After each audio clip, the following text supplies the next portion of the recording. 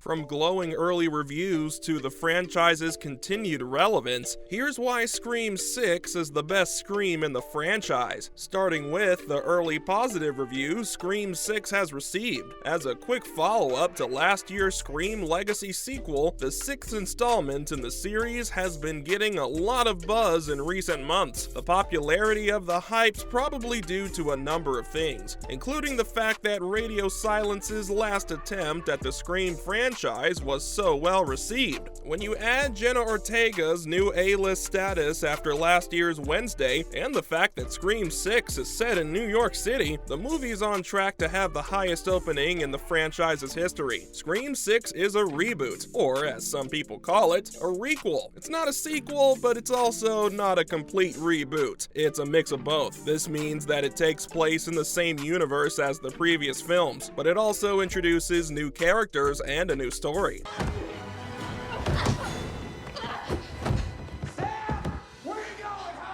Now let's compare the movie to the rest of the franchise, starting with the characters. Scream 6 does a fantastic job of balancing the old and the new. You still have your beloved characters like Sidney Prescott, Dewey Riley, and Gale Weathers, but we also get to meet a new generation of characters who are just as interesting and well developed. The new characters aren't just carbon copies of the old ones, they have their own unique personalities and motivations. The crew behind the scenes is also back. All the people who made the previous Scream movies are back, and these sequels are coming out much more quickly than the ones that came out before. This makes Scream 6 feel like a more direct and urgent continuation of the last movie. Stumacher's sister? Who's Stumacher? Oh my god. He's Billy Loomis's accomplice, a real Looney Tune.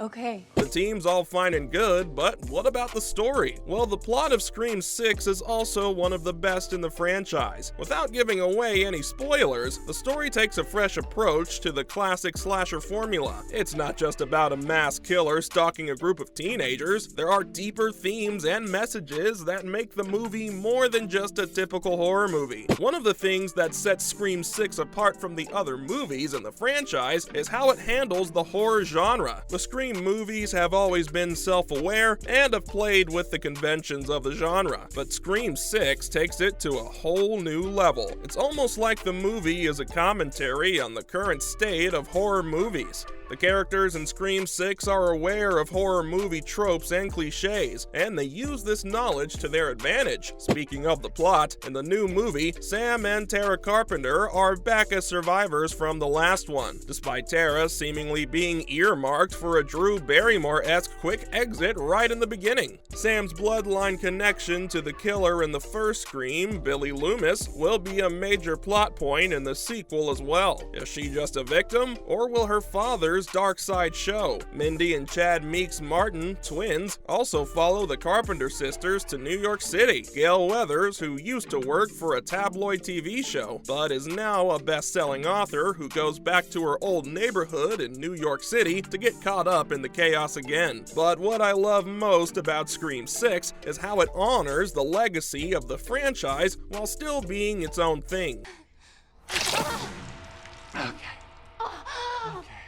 Let's get him into the kitchen.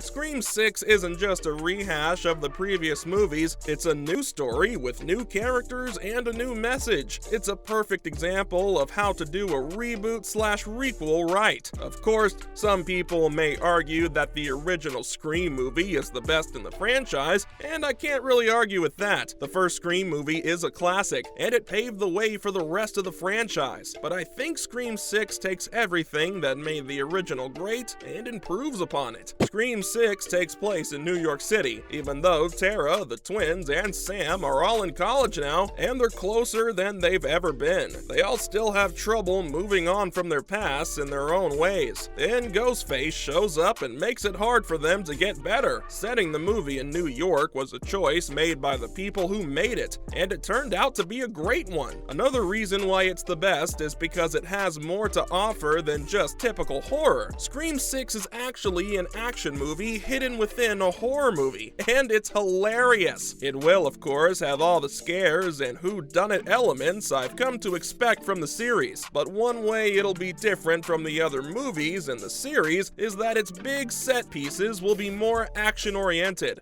Wait, the creep you hooked up with last summer? Yeah, he worked with me and Tara. He worked with Tara? He's been stalking my Instagram the last couple weeks. Producer William Chirac said, "We hid an action movie in a horror movie. The fight scenes have been carefully choreographed, and the stunts are the main focus. The meta jokes will get funnier."